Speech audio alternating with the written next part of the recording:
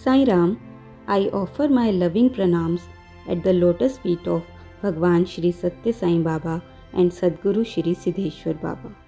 Going further with the series of signal videos, in today's video, you will get to know about Gurudev's 12th signal.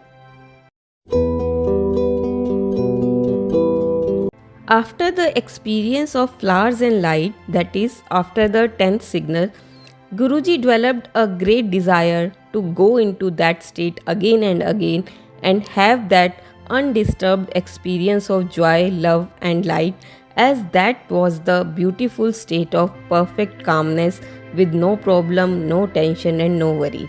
And yes, he did go into that state quite often. One day, when he was sitting in that state, he found that something more had got changed in his mind. Wonderful! He almost cried in that state. Any change in our mind always produces a change in our perception of this world. So, what was that change? The change was he felt that he was sitting all alone, there was joy all around, and everything had got converted into present, there is no future. At each moment, even when he was not meditating, he felt that he was here and now, he was in peace and joy, he had abundance of energy, and the idea of future did not occur to him. We all must have read or heard that live in the moment, but we don't know how to do it and exactly what it is.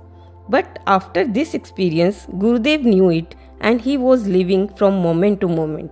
Now it was like a part of him. There was no anxiety about any kind of future. He was having a continuous feeling of I am, I am, I am. His mind had also refused to go into past or distant fantasies. Immediately his consciousness had taken freedom from past and future, and he would no longer dwell in fantasy related to them. So this was the 12th signal for Gurudev. To know about Gurudev other signals, keep watching upcoming videos. Jai Sai Ram.